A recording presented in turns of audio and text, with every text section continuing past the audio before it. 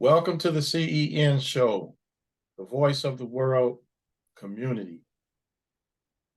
Tonight is our second anniversary show. We've been doing this for 2 years, and I'm elated with gratitude for all the people who came on the show and provided us with excellent information. We had all type of guests. On our website, we have over 200 and maybe about 205, 6 videos. On YouTube, we have a little less.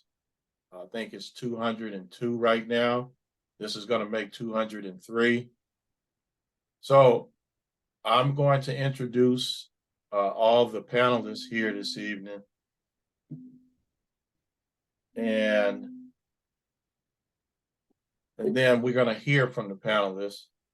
So I'm going to start off with, well, let me introduce myself. I didn't introduce myself. I'm Roski Maskani. I'm the host of this show. And I'm going to start off with Professor Rob.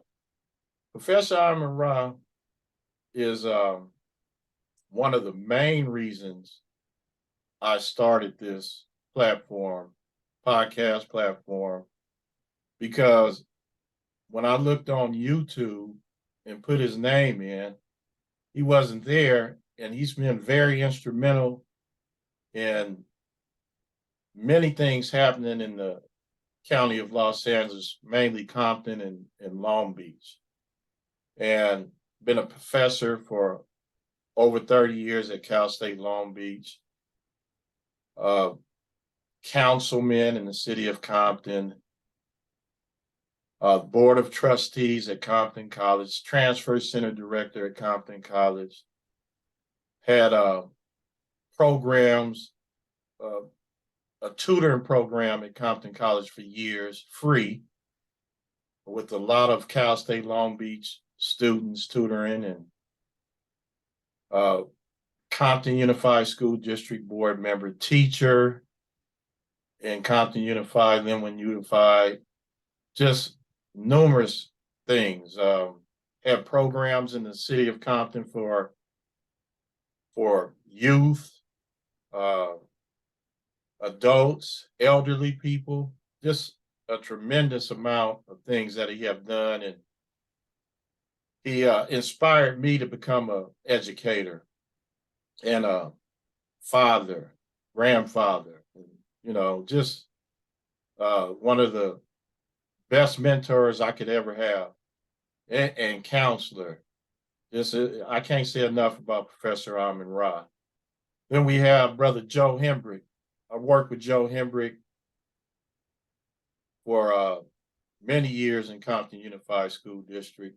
When I started until he retired, we worked together a lot. He's another person that we call him the historian. Matter of fact, him and Professor Ra has the podcast Conscious Corner, and that's another one of our podcasts. And he's has a wealth of information, and he tell it like he see it, and not afraid to do it.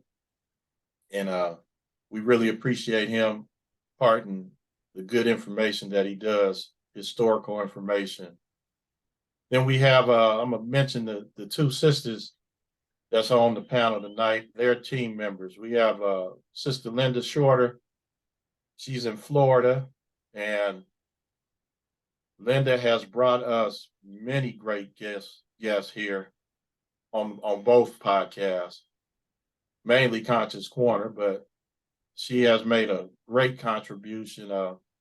She has a wealth of knowledge, just a lot of good things she does. I know, I think Professor Rod told me she has a museum, and she'll tell us more about that. And she also has information about inventors of Black people in, I think, publications, but she'll tell us more when she talked to us a little bit here. But yeah, she's been a tremendous help with our efforts here with our podcast. Then we have Sister Make It Happen. Another colleague of mine, worked with her for maybe about 5 to 6 years, maybe longer than that, on the high school campus in Compton, and she's another young lady that has a wealth of knowledge. She's a counselor and she's a businesswoman, just a wonderful person. And so, you know, she makes a great contribution. She's been on. She's going to be on soon. I think the second week of January to part us with some information. She had a real good turnout on views on YouTube when she did her last show, and just a wonderful individual. I'm glad she's around and helping us out. Then we got my big brother, brother Machinda. He's in Louisiana. He grew up in Compton with us, and he has a wealth of knowledge. He's another person that mentored me and inspired me to finish school in college, and we talk often about life in general, and he gives great advice, and I can't say enough about him. He's like a big brother, and he's known me since I was born, so that's how long we've known each other, and it's been 50 something years. So just he's an educator also, a computer whiz. What else did he do? He's an administrator right now at a junior college in Louisiana. Just a lot of great things that he does. And I'm blessed to be around all these good people and learning a lot from them, and it's just a wonderful thing that we're doing here, in my opinion, giving all this good information, and spending time doing it without being paid. None of us are being paid, and so it's wonderful. And I'm going to keep doing this until I can't do it, and then I want to be able to pass it on to somebody else when I'm not able to do it. So we're going to go to the panel now, and I'm going to start with Sister Linda. Sister Linda, you have anything to say this evening for us? Well, just a little. Well, listen. Of course, when you said all of that, I'm gonna have to say something. And Okay. we waiting for the guy, Mr. Ronnie first. And Yeah, if I we don't, guess for this evening, yes. okay. Well, but I can. You want me to keep talking? Because Yeah, we just, if you want to say anything about your experience being affiliated with the Community Education Network. okay, I can do that. Of course, I'm going to take that opportunity and do that because I've been affiliated with community, well, Conscious Corner more so than the other panel, like you said. And I'm Linda Shorter, and I'm here in Florida. Lived in California, Atlanta, and anywhere else, because I always say the whole world is ours. And I'm an educator, like on a different level, because I'm a curator of Black inventions, because that's what I specialize with, is helping people to learn about the inventions that have helped the whole world, not just where I live or where you live, but throughout the United States and all over the world. And I love talking about it anytime and any chance that I get an opportunity to do so. And you mentioned something about the museum, and yes, that is on the table for me. We're creating a museum, but because the hurricane, because I live in Florida, kind of threw us in a big loop. But the repairs are being done, and that's still on the table for further. And I'll bring it up probably the beginning of next year in 2023. And the Conscious Corner, just being a part of it for me, has helped me with my growth and development. Because when I get on, sometimes I speak and sometimes most of the time I like to listen because I like to learn, and then I like to share when I hear truth. And because of my travels, I've been able to meet a lot of people and network on tons of levels, had all type of titles, but to me, I'm a sister friend to brothers and to sisters, because we have to help each other as we all grow together and learn together. And I know each one teach one is the title, and that's what we can all do. We can each one teach one, either whether youth or elderly, because we learn, and it's part of us that God gave us to learn is to help others. And this is what I try to do and who I am every day. In the Conscious Corner, I am so glad it's been 2 years, even though I started after the second year, this year, earlier this year. And already it has me excited because I'm always telling everybody I meet, you have to get on because it's something you can learn and grow from. And if you can't, jump in and bring somebody else on. Appreciate you, Sister Linda. Oh, and happy anniversary. That's how I should have said happy anniversary. That's That's all good. this is Yeah. so cool. Yes, it is. I agree with you. Appreciate you. Okay, sister, make it happen. Making it happen. All right. Sister making it happen here. Greetings, family. Greetings, everyone. Hope all is well. And yes, happy anniversary. Congratulations. You know, this was a great thing that you thought about and manifested, and it's so beautiful. The connections that you've made, and I mean, it's global, it's worldwide, West Side, it's like everything, you know, you got everywhere. You got people on here from everywhere. You said over 200 episodes. Wow. That's something, you know, and I'm very just happy to be part of it and to know you, to come across you through our elder. We share an elder, you know. I didn't go to Cal State Long Beach as an undergrad or a graduate, but I did work on the campus with the Upward Bound program, you know, so I did some outreach there with some Dr. Elston and some folks on campus reaching out into the community and Compton community. You know, been in the community for a long time doing work, you know. I went to Cal State LA, so my elders are brothers of your elder, and so we do the get down with the get down, and we make it happen wherever we at. And that's what Black Women for Wellness is about, and that's how that has come about. And this is just beautiful. So congratulations. I'm honored. I'm proud of you. I'm proud of us for making the time and showing up for ourselves, and something that our children and our grandchildren can see, because this is their world. They're going to be able to look up their grandfather's name and see all that he's done in this world of digital and social media and all that. So thank you. I'm honored, and look forward to what's coming up next year and how money works, because that's one of the curriculums that I will be sharing and teaching with the community. So peace and blessings, family, Hotep, and Shay, All right. Thanks a lot, sister, making it happen. Brother Mashenda.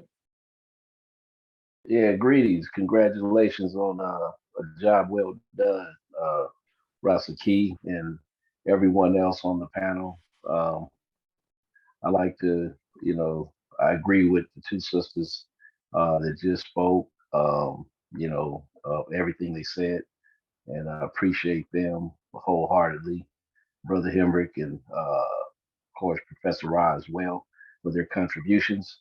I've learned a lot, you know, over the last couple of years, and I remember when you got started, um, before you formalize it into becoming a community education network. Uh, so, but again, is there some echo? Hold on a second, Brother Mashenda. Linda, you have Can you hear me? two going and you're echoing. echoing. I'm Yeah. echoing. Linda, hold on a second, Brother Mashenda. Linda. She has two of them going.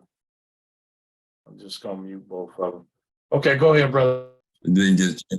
Oh. Okay. Ronnie's here, Rashiki. Yeah, we're gonna get to Ronnie. All right, Brother Machenda, you want to continue? I was out for a minute. Yeah, I'll just sum it up. Like I say, congratulations on a job well done, and I'm sure everybody on the panel appreciates the platform. Something I look forward to on Wednesdays, and also look forward to the conference corner on Monday nights. I could think of other things to do. I'm a busy person, but this is something that I put into my schedule and try to make it as much as I can. So again, thank you for providing the platform. Look forward to a good 2023. And you guys have a blessed day. Appreciate you, Brother Machenda. Thanks for being a part of this. Okay, Brother Joe. Yeah, evening, family. I don't know, appreciating the platform. Happy anniversary to everyone. This platform has given me something to do on a regular since I retired from education. My calling is waking up the walking dead, getting a level of consciousness with our people, those that are willing to hear after studying most of the elders, Dr. Ben, Dr. Clark, John Jackson, Shankata Diop, J.A. Rogers, and others, trying to present the truth of our history that's been grossly distorted, and trying to get our people to see where we can make our way back, from, where we are now. Many think, we made a lot of progress anyway, but I'm talking about when we kind of rule the world, so to speak. Most of our people can't even conceive that we did that at one time. So I just try to open eyes, especially with this, capitalistic system that we live in. Most of our people don't even know the stuff that makes the capital all comes from the motherland. At one time it was us, but all the natural resources that come from there that kind of revolutionized the world, and all these others are, profiting from it except African people. So anyway, that's just what I do. I thoroughly enjoyed it when I was a teacher. Tried to instill it in other teachers when I was an administrator. But anyway, I just love the opportunity to get on there and teach from time to time because I sure miss it. And anyway, I'm gonna back on up and let Brother Ronnie come on so he can do his thing. Anyway, peace, family. Okay, we're gonna get to Brother Ronnie. I'm gonna introduce him after Professor Ra. And thanks a lot, Henry, for being a part of it. I'm gonna defer to Ronnie, and I'd like to do that if you don't mind. That's cool. Yeah, that'll be good. So the guest this evening for our anniversary show is Brother Ronnie Roberts. He's a retired educator, and when you come on here, you continue educating. So I met Ronnie back in 2001 when I went from Compton Unified to Long Beach Unified, and we worked in the same program. And he's a brother that he just tell it straight like it is. He's highly intelligent, well-read, great observer of everything. And I learned a lot from him, real good friend, very giving. At one point, he gave me so much clothes, I had to give some of it out. He's a very giving person too. It has a lot of clothes and tennis shoes. But yeah, Ronnie's a real good brother. And when he comes on here, he gets a lot of attention. He gets a lot of views on YouTube. So he has a real good information to share with us. So, Brother Ronnie, appreciate you being here. I'm gonna let you take over for a while and present the information you want to bring to us. Wow. I don't know what to say after an introduction of that note.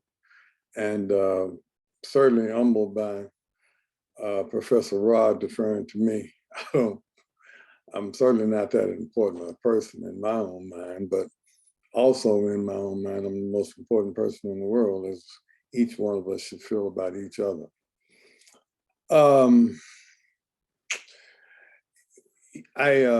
Looking at the commonalities of the three of us that are on screen at this point, other than being obviously African American and educators, we have to have a fair amount of nerve and I guess ego and some hubris to be able to come on a forum such as this and share our views with whomever may be listening and how many other people may be listening. Our views are our perceptions and the way we were educated. The fact that we're all educated is obviously a factor. The fact that we're willing to share our views and beliefs, knowing full well that the audience that we're trying to reach probably is not even listening. But if we can just get a few people of note and significance to take note that, you know, here's some brothers that are rationally trying to educate and bring people up by the bootstraps and to make them aware of their situation, to make them aware, particularly from a Black man's perspective, that let's just take the image of slavery out of our minds. That doesn't define us. You know, we're ex-kings, we're ex-doctors, we're even ministers, lawyers, accountants. You know, our society was not as primitive as folks want to make us out to be, because all math and higher learning emanated from the motherland, which is Africa, and was copied by Europeans. Going on, one of the highlights of things that have been going on is two of our most famous entertainers. Well, one of them being Kanye West, or Ye, however he calls himself, and the other entertainer I'm speaking of is Kyrie Irving, the brilliant basketball player. They have both run into the man from a financial standpoint for making anti-Semitic statements. Who's the judge, that type thing? Well, the people in power obviously are the judge. The people who control the media, the people who disseminate the news, and the people who own the news mediums. What is the most popular news channel in America today? The obvious answer to that is Fox News, the most important and the most influential news channel in the world today, and the #1 watch news in the world.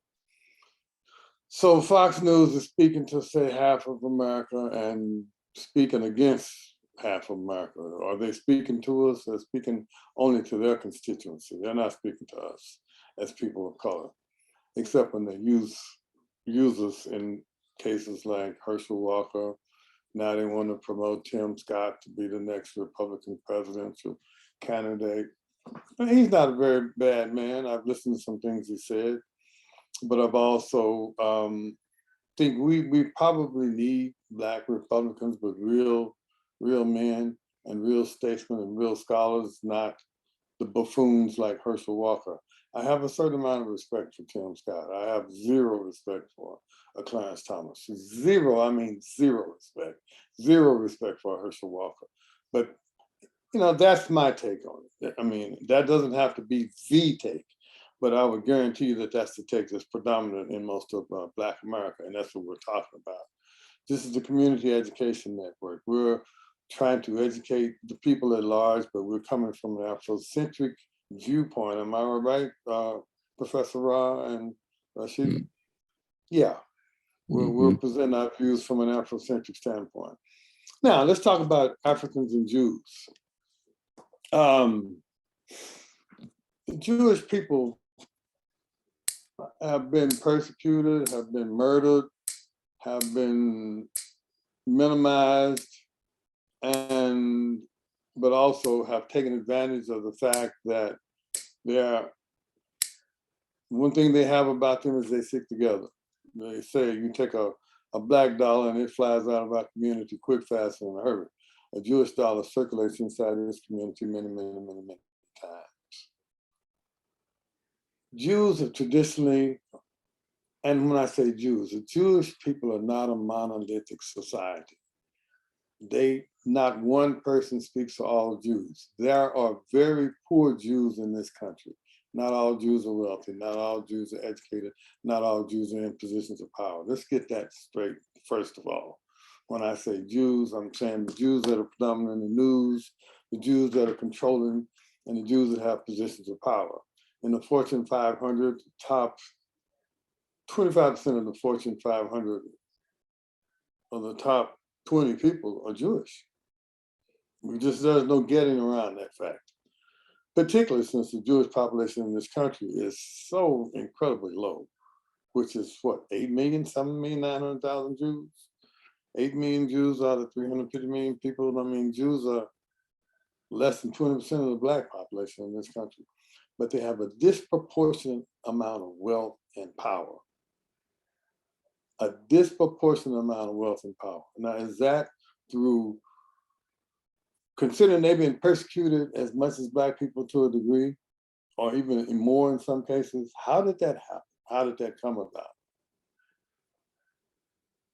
And how are so many of them accepted into society as they are? And for many,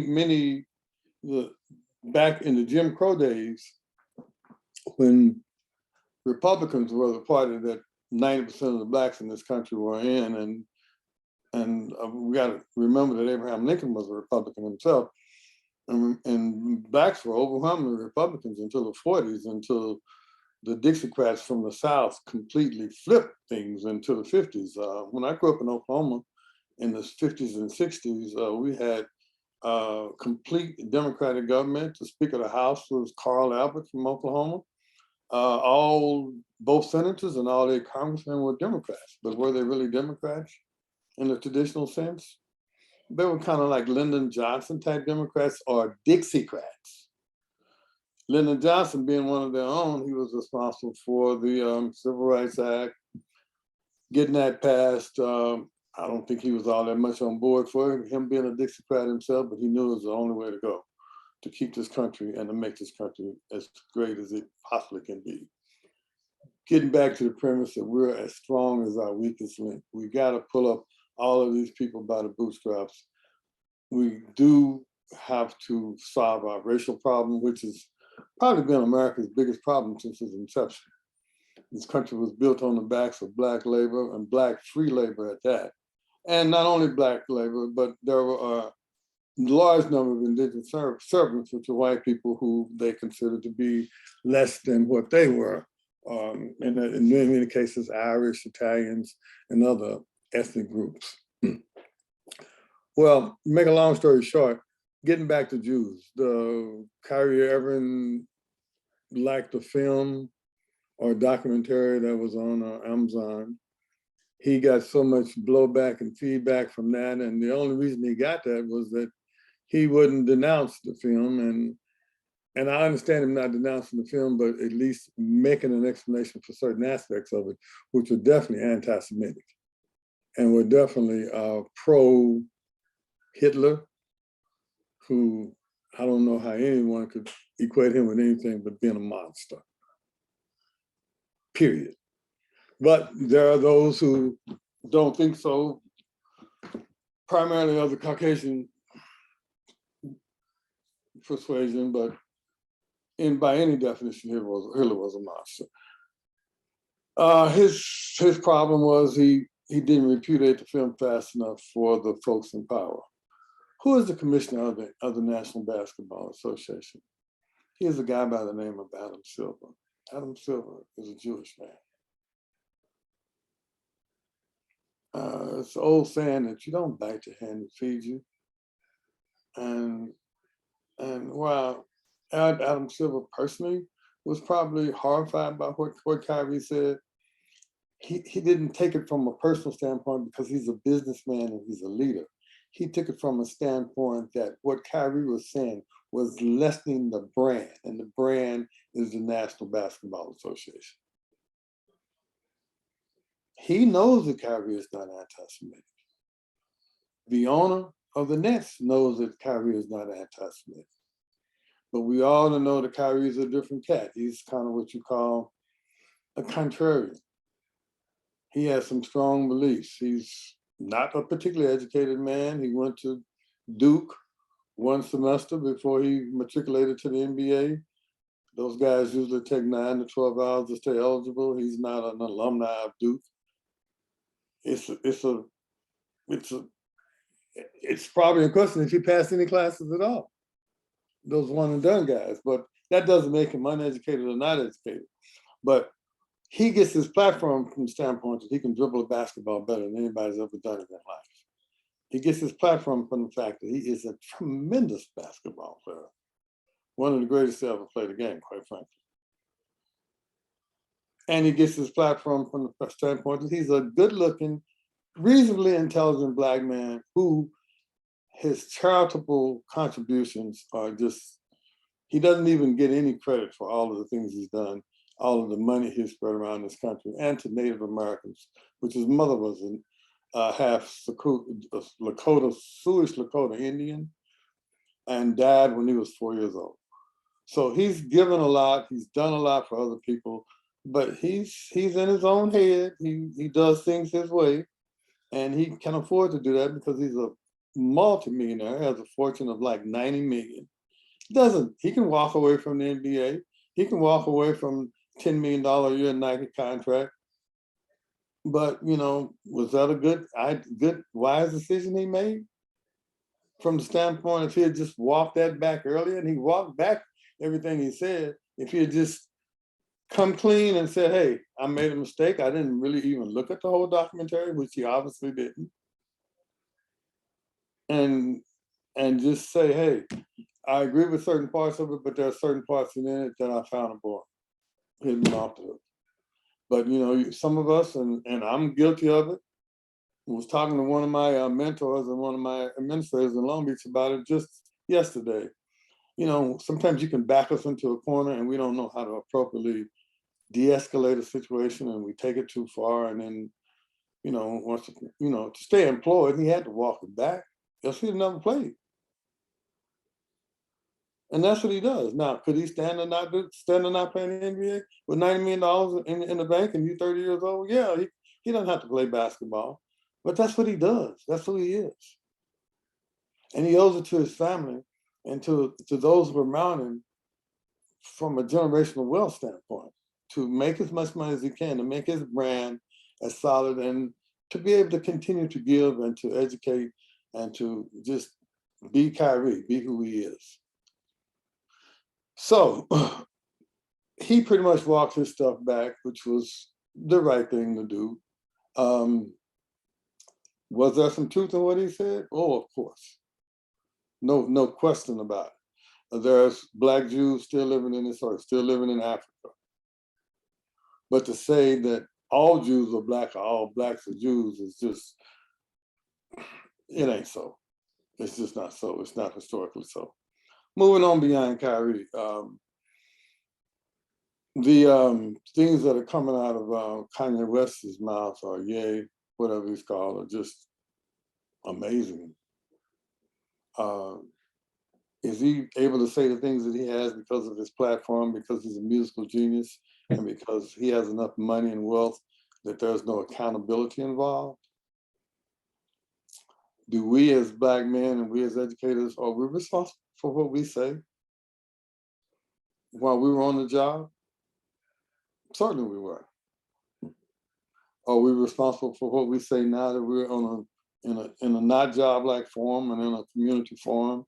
We can pretty much say what we want to say at this point, but if we go too far, YouTube is going to cut us off the line, right? Off air. We don't exist. So we're not famous people. We don't have 70 million followers like Kyrie did. We don't have 125 million followers like Ye does. With fame, with prosperity goes a certain degree of responsibility. And you always have a responsibility as a human to not hurt other groups, particularly groups that have been beneficial to your cause and your racial ethnic makeup. And just from the standpoint and the fact that they are in power and in many cases the man. You know, one of the things that I would tell my kids in school, which were mostly Black and Latino kids, working in alternative schools, and the 6 years I taught in Tulsa were pretty much all Black kids, is that, guy, if you can't get along with us, guys here who love you and are trying to help you and look just like you, how do you think you're going to function in the larger society? You're not. There's no place for you. There are some rules that we all as men and as citizens and as human beings and as just darn right good people have to abide by and follow. And if we don't, there's consequences. And the consequences can go from civic or civil to criminal. Civil is when they take your money, like they've done with Kyrie. And like Kanye went from being a billionaire overnight to having a fortune of only 400 million. We should be so lucky. Now, they are able to do this because of their lack of accountability and the fact that they have great wealth, extreme wealth. Just to have $1 million is a heck of a lot of money.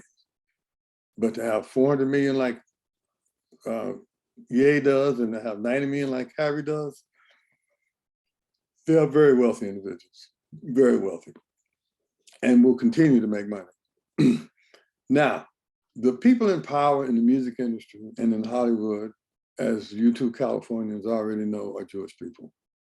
The agents, the producers, the guys who have the studios, studio heads, the guys who have the studios where the guys can go and record their music. All of those facilities are owned by the Hollywood elite, which is comprised significantly of Jewish people. Again, 25% of the Fortune 500, 20 richest people are of Jewish descent. And there's 8 million Jews in this country. So our rappers, our singers, our soul singers, all of our actors, all of these people started at the bottom of the food chain and had to go up. They had to get agents, they had to get recording deals, they had to get contracts. Do you think that these folks that are handing out these contracts on these unknown but talented people are not going to make these contracts in their favor? Would you not if you were in that position of power? Absolutely. Now, it's up to you once you get or attain a certain amount of power and strength like Ye has, to do the things like Prince did, go buy your own masters. You do the thing like Dr. Dre did, go negotiate to buy your own masters. Because when you start out at the bottom, you have to give up your artistic gifts to sign the contract to be able to present them to the world. That's just how the game goes. We had to go to college for 4 years and grind so we could be teachers. That's just, we had to pay those dues. Once you get to be teachers, you can expand in the other things. But you have to pay your dues, and this is what Ye is primarily talking about. The thing that really blew my mind about it, he has a beef, yeah. The contracts are weighted, you know, you're the one with the talent, you're the one that's coming up with the hit songs.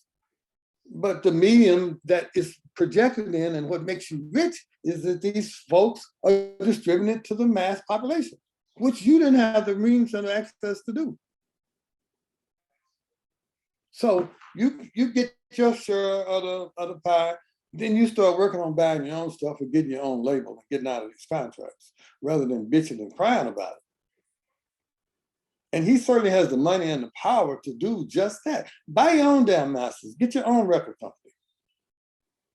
Then to make it even more so crazy, he starts calling out other billionaires. He calls out Beyonce, he calls out Jay-Z, he calls out Diddy, and says they're slaves to their Jewish masters. You think these billionaires are slaves to Jewish masters?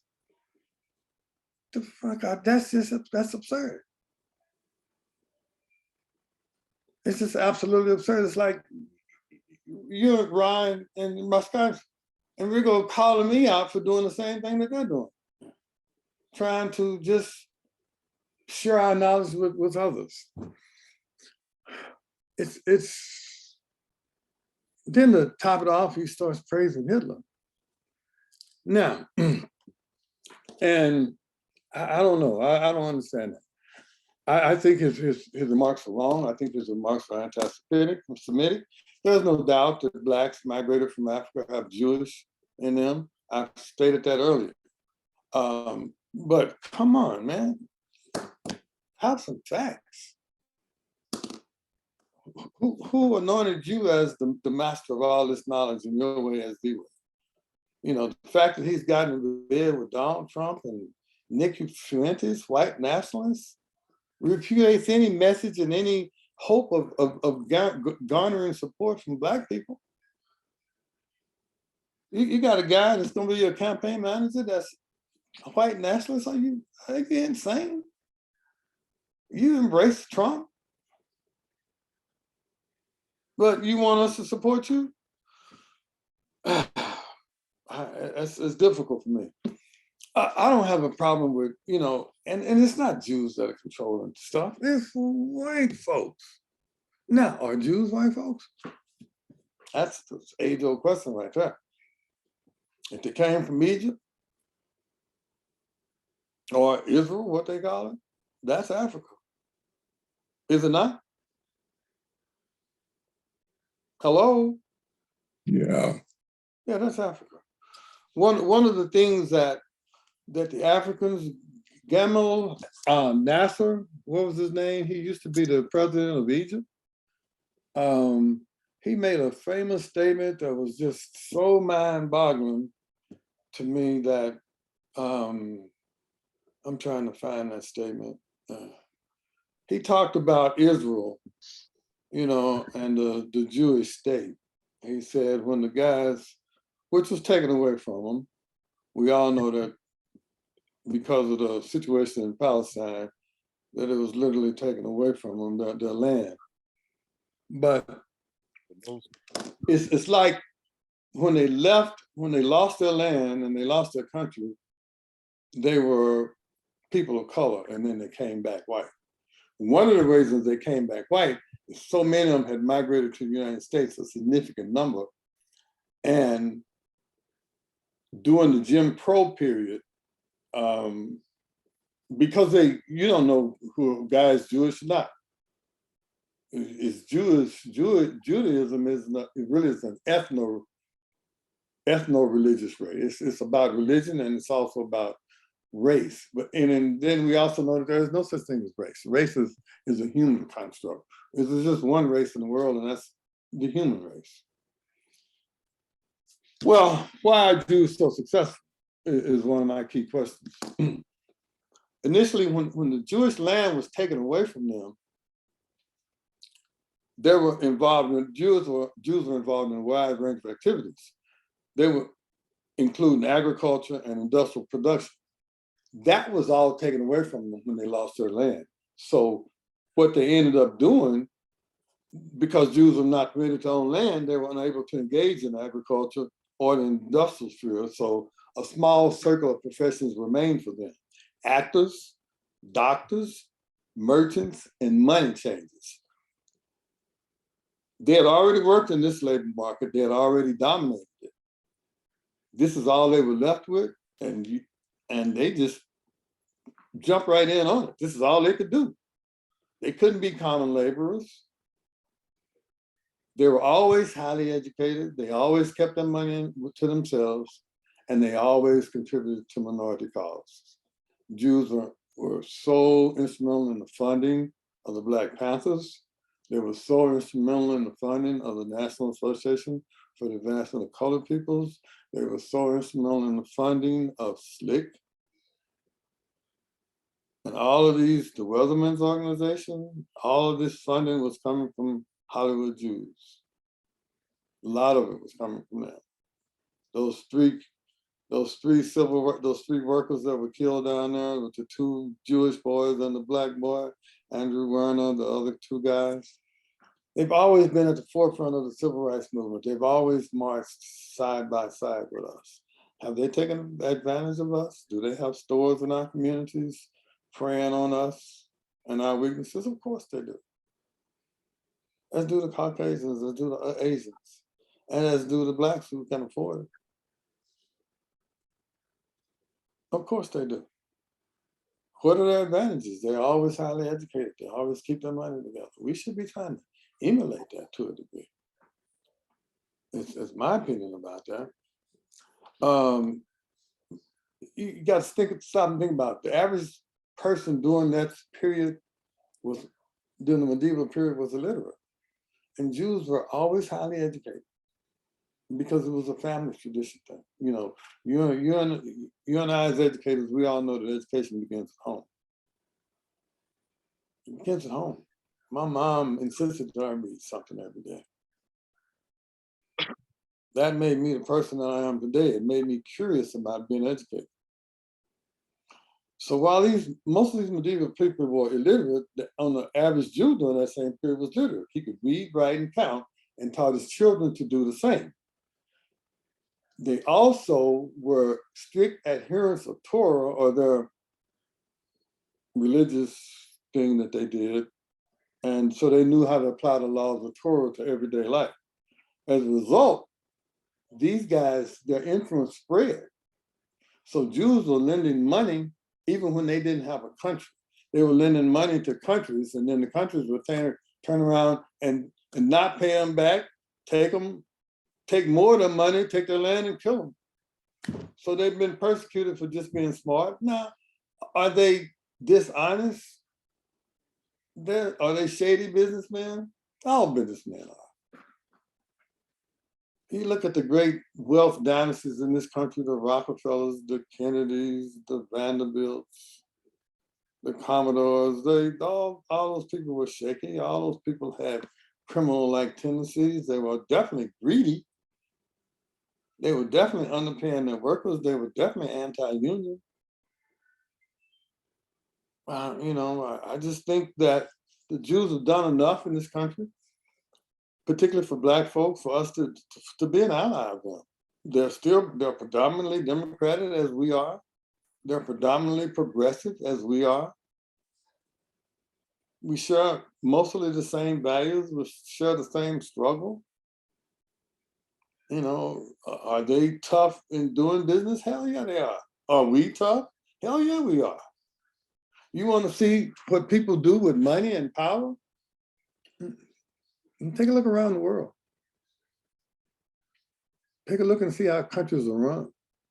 Say, if you reverse the script, you give us the money that the Jews have, and what will we do with it? Would we take advantage of our own people like we do in so many African countries? Would we do that? Would we be hard to deal with at the business table? Would we try to make contracts for these artists and entertainers that were definitely in our favor? Well, we got 80% of the money and they got the little 20%? Hell yeah. Anybody say anything about Apple and iTunes killing the music industry? No. Was Jews responsible for that? Hell no. They had some influence in it, but that's white people. Because they own all the means of power and all the means of production. Bottom line. So I don't know. I don't have animosity toward anyone that's not trying to destroy me. I went to a Christmas party last evening at the Greens Country Club here in Oklahoma City, Oklahoma. It was for my investment firm, Edward Jones. my investment advisor, Bobby Abel, gave me a personal call and said, I really, really would like it if you would come to the Christmas party, if you possibly can. Because they had a party earlier this summer that I missed it. My reluctance and the reason I didn't go to the summer was I just didn't feel like it, number one, and I just didn't, I kind of figured that I'd be one, if not the only Black dude there. And while I'm not uncomfortable in that situation because I've been placed in it so many times as a result of my career in private industry, being the first Black accountant at Amoco Production in Tulsa, Oklahoma. I've been there before, but I don't know if I'm just want to deal with that now. And then thinking about the fact that where I'm at now, Oklahoma is a state that all 77 counties voted for Donald Trump.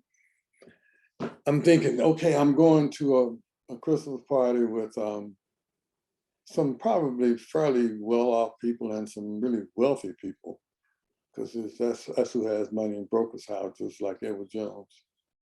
And I got a little piece of money in there I got from the sale of my house that I put aside and said I'm gonna play with it for 5 years and see what it does.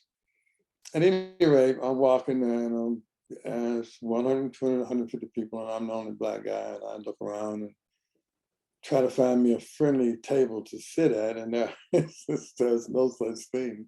So I sit at the very first table as I got in the door and with two other couples. Fortunately for me, the two ladies were educators, were retired educators, so we had a commonality.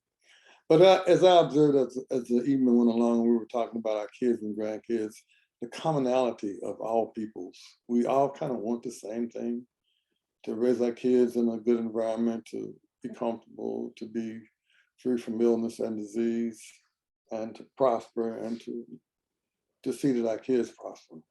We all want the same thing. I'm sitting in a room with 90%, I'm sure 90% of those 150 people were Trump supporters.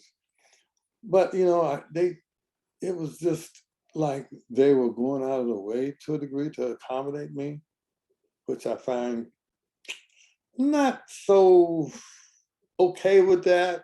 But then again, I do realize that I do present a totally different vibe for them. So I don't look like them, I talk like them. I definitely don't. Nobody had the same type clothes I had on with my own personal swag, but some of them was just Black swag. But I just stood out like a sore thumb. But then again, that's what this country is about. We are strong because of our diversity. We need to find a way to bridge the gap with people that we don't agree with. That's the biggest problem in America right now. We need to reach out. We need to become whole, because we're not going to be as successful as we can be. And we're a very, very flawed place, but still the best place on this planet to live in. I'm convinced of that, with all of our flaws and all of our warts. We have enough people who want to do the right thing to keep the ones that don't at bay. And because of demographics and because of the dying off of Trump world and MAGA world, this is going to be a better place for our kids. We might not see all of the improvements and things that happen. We've seen some, we've seen a lot in our lifetime, Brother Rob. I'm sure you can relate to that. Just the fact that three cats like you, Rigo, and I could get on this medium and espouse our thoughts and our ideas. We couldn't have done that when we were kids, Rob. We couldn't do it. We just couldn't happen. I never even saw white people much when I was a kid. Lived in a completely segregated community. Never went to school with a white kid. I had a white teacher till I got to college and was 18 years old. But never felt that my life was bad. In fact, it was good. I was held accountable.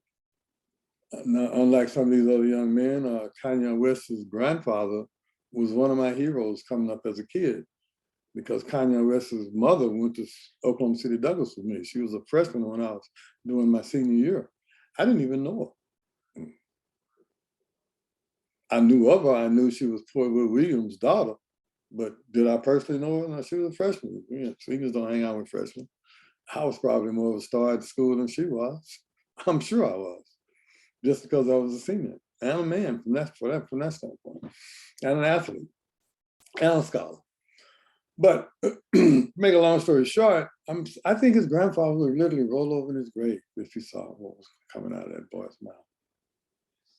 He was one of the great civil rights leaders of our time. A lot of people don't know that.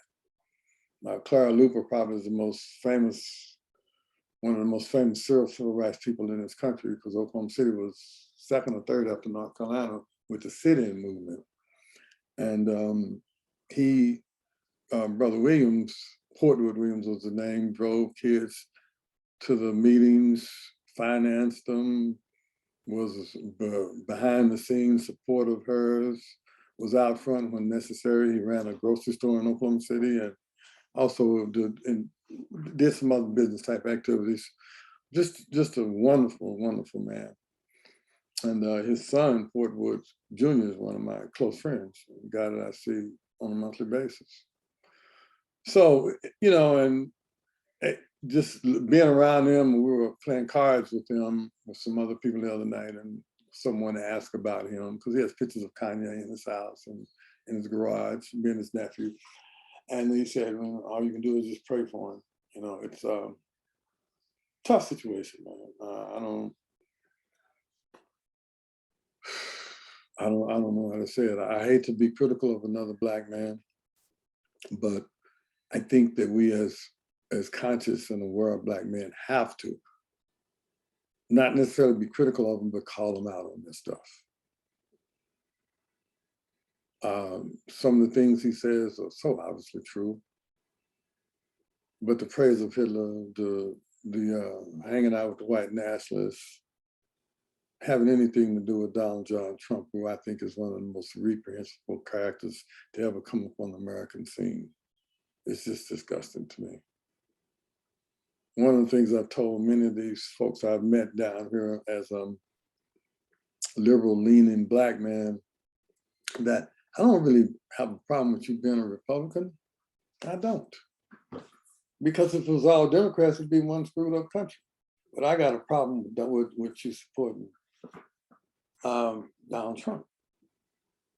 Well, he does say a lot of stupid stuff. No, he does. Not only does he say a lot of stupid stuff, he does a lot of stupid stuff. And he's a racist. And when I say he's a racist, it's just not against Black people. He's a racist against anybody that doesn't have money or that doesn't agree with him, more so than that. Donald Trump has done more to harm Republicans than Democrats ever could even think about. He has destroyed more Republican careers than any Republican ever.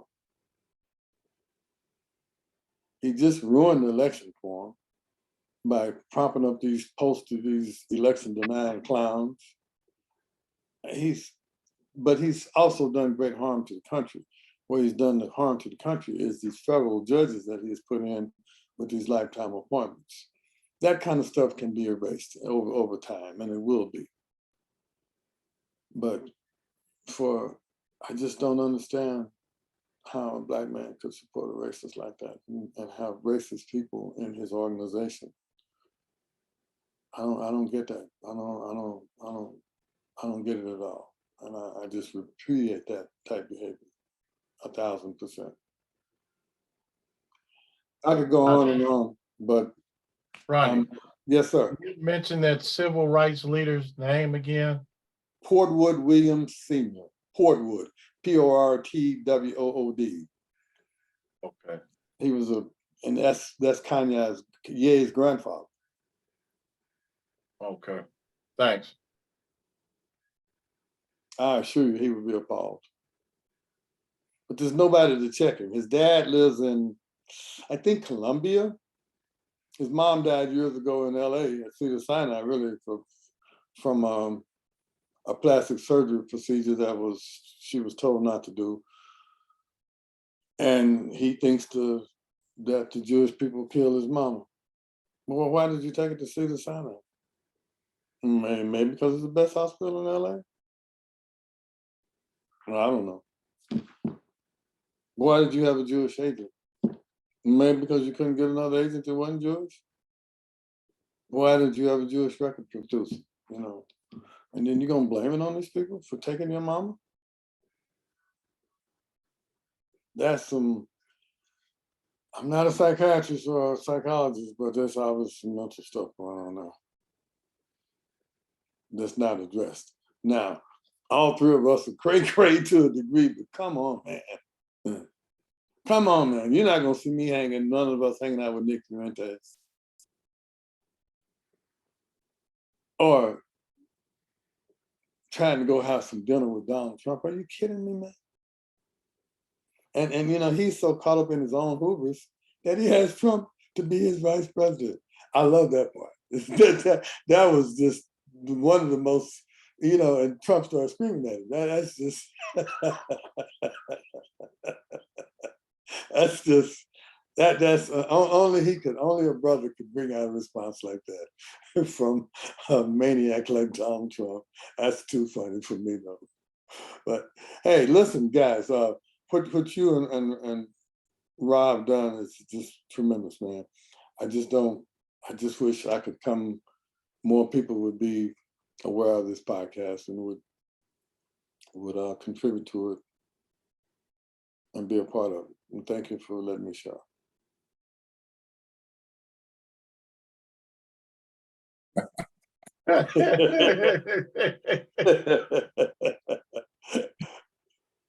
Appreciate what's been said, if I understand correctly. And I want to thank you, Ronnie. And I know you're doing with Arkansas. You're down there with one of my best.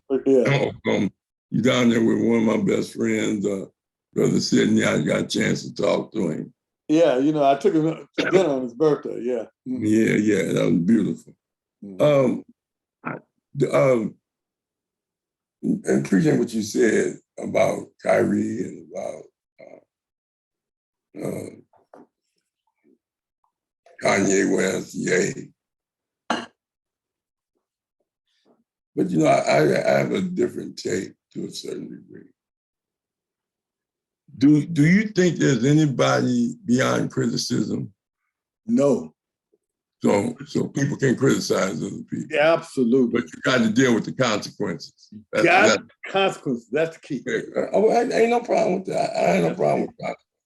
A lot of people paid the price. Some people died. Like you said, we couldn't do a lot of things when we were young, but people before us was fighting so we could get the opportunity to do things. Absolutely. Yeah. Even though they had laws against us doing it, there was lynchings, there was intimidation, but still, people were fighting for us to be treated right and have equal human rights as well as civil rights. Is that correct? That's absolutely correct. Okay, I just wanted to do that. Now, you say you know, people can criticize people. They got to deal with the consequences. You know, people criticize. You know, if you criticize your mama, you can get spanked, and you criticize your daddy when you're young, you get spanked. So those are consequences. You criticize, be critical of your teacher, you can get an F. Yep. And that's it. But even though that's what some people will retaliate, that doesn't justify them saying that you have no right to criticize me. You see what I'm saying? I mean, okay, so when I look at Kyrie, he didn't say the things that was on the video. He just sent it out, tweeted it. It was mostly about Black history, really. There were parts in it that was critical, but he wasn't starring in it. Is that correct? And he acknowledged he didn't even watch the whole thing. Yeah. Yeah. Even if he did, it doesn't mean he wasn't on there. You know, and so he just tweeted it. A lot of people tweet things. I get articles all the time. I send them to Rashaki, I send them to Linda, I send them to different people all the time. You know, I see an article. I just sent Rashaki an article about Black reparations in California. You know, just a minute. Let me call you right back. I'm on Zoom. Okay. And then second, so criticism is okay, but then Kanye, even though people don't want to give him credit for having mental problems, his former wife and his behavior way before he did these things, jumping up on the stage, snatching the microphone from a white girl who probably was Jewish. They didn't get on this case about that. But, you think he got Beyonce pregnant the way he started jumping and hollering when she announced she was pregnant backstage and saying that there's a video on him. And when she announced it, he was sitting next to Jay-Z and he's jumping all over the place, clapping and stuff. So, like you say, go up to Trump. But he ain't the only Black person to support Trump. Clarence Thomas' wife and Clarence Thomas have said things and done things, institutionalized laws, voted for laws to take away rights that we had earned in the court. You see, his wife, you understand, but at the same time, it's very little that some people could do about that. Even other federal judges said, well, we don't have no moral code. So why wouldn't you have a moral code? Because you ain't moral. That's why. And it's called a lifetime appointment. Well, I'm not even dealing with that. I'm just dealing with that, holding him accountable for his behavior. Yeah. There's no mechanism. None. They're unaccountable. Totally. You see, so he can get away with what he's doing. You understand? Now they could impeach him. Ain't gonna happen. Wow.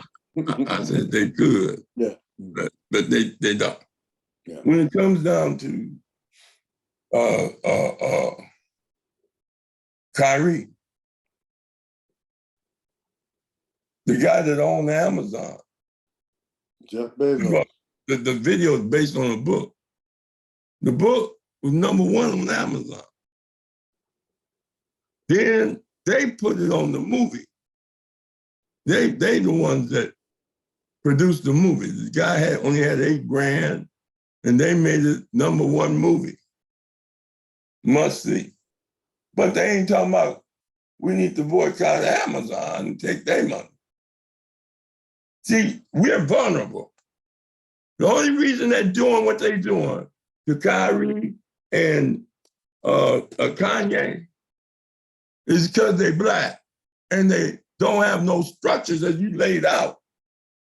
That we don't have those type of powers. Because if we had a nuclear bomb, they wouldn't say nothing. But because we don't have no those things, so therefore they can come down on us. They didn't come down on Charlottesville, on what they were saying, Jews ain't gonna replace us. They didn't say, let's shut down that state for letting them march like that, or that college. But they can get on us. We have a tendency, some Black people, they criticize themselves. They'll criticize Latinos. They'll criticize Chinese. But when it comes to criticizing that Caucasian, oh no, I ain't gonna do that. Why? Because they have a history of lynching, bombing, killing, raping, destroying. And we pay the price. So all I'm saying is that most Black people they care less what Kyrie say or what Kanye say. Most Black people, they trying to live with their lives, pay bills, take their kids to school, do the things they gotta do. It's only the news media, which is controlled by white people who say they do. They say they do, but they ain't the Jews of the Bible. They wouldn't be doing what they're doing to the Palestinians. They wouldn't be doing what they're doing to Kyrie or them if they were Jews of the Bible. Now, Joe Hembrick can tell you about the origin of the Jewish from the Hyksos people and all that. Dr. Benden wrote about it, John Henry Clark. Dr. Ben said that, the first people that practiced the Hebrew faith was Black people. Yosef Ben Israel, who just passed, may be remembered for all the good he brought in the world. Yosef Ben Israel, I met him, he out of Compton. I met him in DC and we hung out. He took a delegation to Israel. And they mistreated him. Right now, the Jewish people that they took from Ethiopia, they won't let them be a part of Israel and let them vote or let them, and they were in Sudan and Ethiopia practicing the Jewish faith better than these Caucasians. But I'm not going to get into all that. I'm going to get back to my point. There's other things that we have to come to grips with as an African people. When you say what the mistreatment of Africans on the continent of Africa, well, who put them brothers in office and who assassinated the ones that wouldn't do what they say? What happened to Patrice Lumumba? What happened to Jomo Kenyatta? What happened to Hades and all those leaders? Because the European has been disrupting their political systems. They got the military, they got the power. They come as missionaries, mercenaries, and Marines. Wait. I think you get my point on that. But the beautiful thing is that, and I appreciate your scholarship and your perspective. I have no problem with it because I think you made some excellent points. I just want to say that this wouldn't even be an issue when and as I conclude, Dr. Khalid Muhammad went down to a little small town in Virginia somewhere, I forget. It was about 30 people was in the audience that he spoke to. When he said, we need to look up under the Pope robe and see what's going on. Only 30 people. Ted Koppel put it on Nightline. Now, 300 million people didn't seen it. What these Jewish people are doing is two things. Making money off of this. Making money, fundraising. Just like Trump them do fundraising out of fear. That's all this is about. Fundraising. Soon as they monopolized the Holocaust like they the only one that had it. The Native Americans lost way more. You ask the average person how many Jewish people were killed. They say 6 million. Then you ask them how many Africans been killed during the Holocaust of enslavement. They don't know. How many Native Americans were killed in the so-called manifest destiny God told us to do this? They can't tell you, but they do know how many Jewish people been killed. And I'm not saying they shouldn't know. And I'm not saying it's wrong to know. But I'm just trying to say you can't dominate the word Holocaust when other people, right now, there's over 100 million people in Somalia facing famine, facing death from starvation and change of weather and the sun and all of that, where America can send billions of dollars to Ukraine. But all of a sudden, when it comes down to these Ethiopians and these Somalians, they ain't got no money. when the Crips wanted to make peace, when Russia wanted to make peace with each other because they was going through a struggle with each other, America sent money and support for them to have peace. But when the Crips and Bloods wanted to make peace, they didn't send a dime. I'm just telling you, it's a contradiction. People have the right to criticize whoever they want. But I don't let the oppressor be our teacher. He can't tell me to dislike my brother for criticizing him, because they don't talk about the role of those people who claim to be Jewish during the Holocaust of enslavement. Where did how did New Amsterdam become New York? They don't talk about the financing of the Holocaust of enslavement. They don't talk about the abuse of Black people that Israel rolled in support in South Africa during the apartheid system. You can't criticize them for that. You know, you're racist then.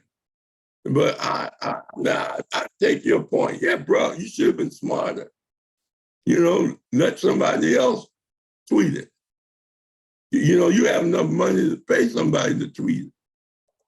Kanye just don't even know who he is. He changed his name every damn year. You understand? So I mean, what's the point in even giving him any credibility, except for to make money? There you go.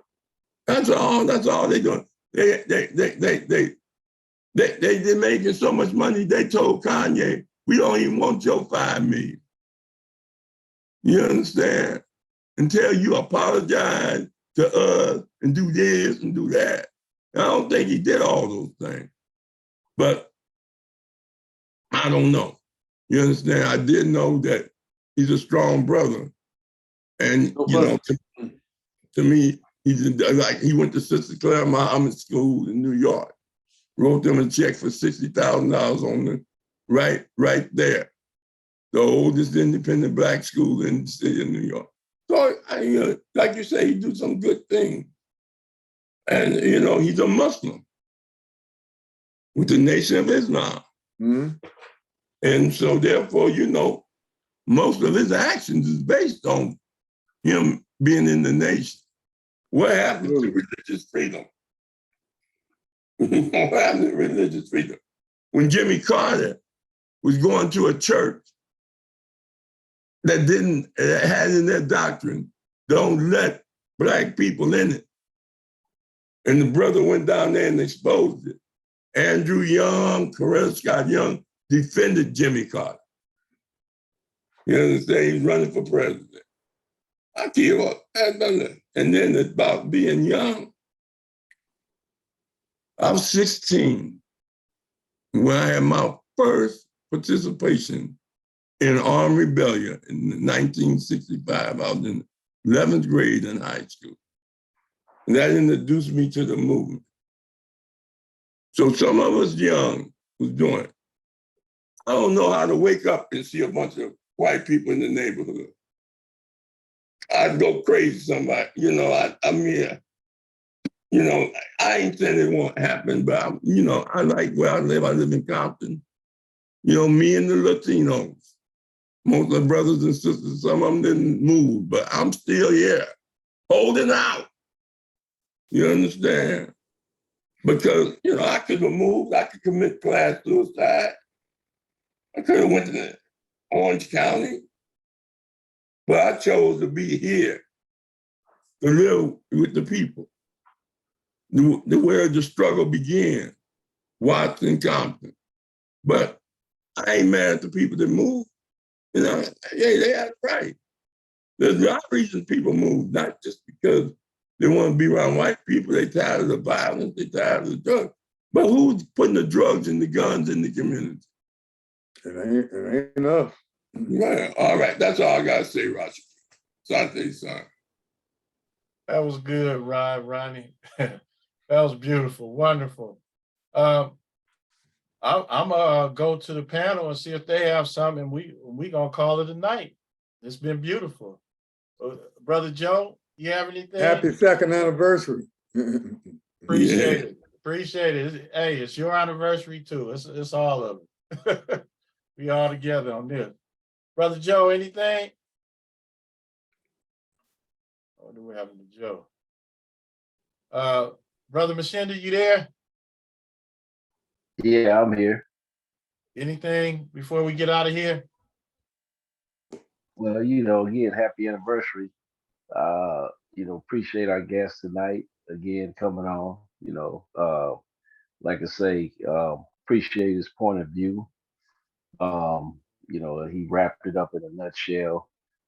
Some things, I might disagree with, or not so much disagreement. It just, I guess, it probably more or less calls for more of a debate, or just education. Educating each other, or he educating me, or me putting him on point on some things. But not a criticism at all. Basically, I just know. The brothers like Kyrie Irving and Kanye West. I've never been a big fan of Kanye West in terms of music.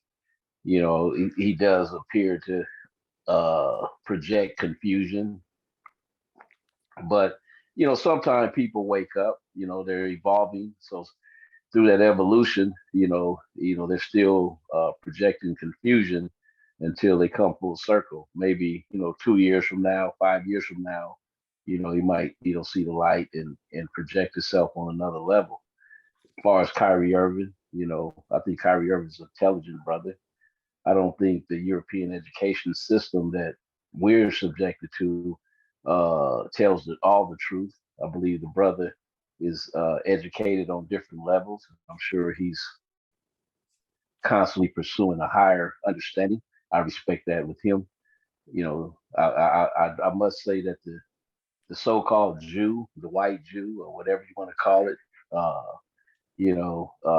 has always defended themselves. As far as controlling the media, it's no question. That the so-called white Jew in America controls the media. So that means that so a lot of narratives are controlled, or people are silenced because they want to make their money. So it's like, hey, it's like you'll shut up and dribble. That comment to LeBron James. So I'm saying this, that they got a brother named, he's passed away now, Dr. Tony Martin, who was a professor at a elite women's college. They call it an elite women's college. Hillary Clinton, Cokie Roberts, Diane Sawyer, to name a few. A lot of elite, so-called elite media people went to Wellesley College, and Dr. Martin, a brother, was a teacher. He spoke out on the Jewish involvement in the slave trade. He caught hell. Dude was a tenured professor, or about to get his tenure. Anyway, I went and saw him speak, got a signed copy of his book, but he's one of the authorities, like Dr. Ben, Dr. Clark, all the different guys that do research. I think that they're fairly intelligent people. And so what happens is Khalid Muhammad, Farrakhan, the minority leader that took Nancy Pelosi's place, Hakeem Jeffries' uncle, Leonard Jeffries, caught hell, and this New York City College, University, or whatever. These are scholars, graduated from Columbia University, speaking out on the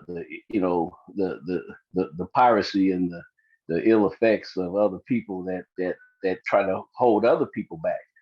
So it's an ongoing situation, learning process. But I just wanted to say that as far as Tim Scott goes, I'm not a fan of Mitch McConnell. I'm down here in the South. McConnell is well, I don't even want to be but if you don't know who Mitch McConnell is, they might want to find out. Brother Tim Scott voted 94% with Mitch McConnell up until this point. I don't know. Hey, it's a lot going on. Like I say, it's a lot going on. But anyway, I appreciate the platform, the guests, and everybody speaking. Have a good night. I'm done. All right, brother Machinda. Sister making it happen. Greetings, greetings. Oh, congratulations. Happy anniversary. Great debate, great topic, great discussion. And yeah, those young men have been on everyone's platform, been talking about them everywhere, everywhere, everywhere. And again, we got to just make sure we stay focused on what's really important. And so we don't get just sidetracked and off, sent off into some place that misled and led astray. You need to stay focused on what's really important and pay attention to your family and your children and take care of yourselves and your health. So again, congratulations and keep up the good work. All right then, sister. Likewise, sister, making it happen. Likewise. All right, Sister Linda. No, I don't have anything to contribute except this was good this evening and I'm looking forward to continuing the journey with us. All right, appreciate you. Appreciate everybody. Next week, we have Dr. Charles Alexander. He's a licensed clinical psychologist. So that should be very interesting. So I'm going to interview him. So that'll be good. Looking forward to that. Professor Rob, we got anybody for Monday? Yeah, we're going to continue that. So I was going to go over the Kwanzaa issues again. Kwanzaa. Okay. There's a lot left out because we didn't have the time. But I want to deal with how you light the candles, what candles you light first, and why do they do the candles, and all those type of things. So we're going to deal with that. Okay, excellent. We're going to get into Kwanzaa on Monday. All right, folks, it's been real. Appreciate it. Yeah. All right. So each one teach one. Uh-oh, sister making it happen. Go ahead. I was just clapping, giving you a clap. Oh, okay. Well, Yeah, give us a clap. It's us. Give us a clap. Give the platform a round of applause. Yes, ma'am. Thank you. Thank you. All right, folks. So each one teach one and conscious one. Call me, brother. Tell Sydney I say hello and let's call. I'll get your number from Rashiki and call you.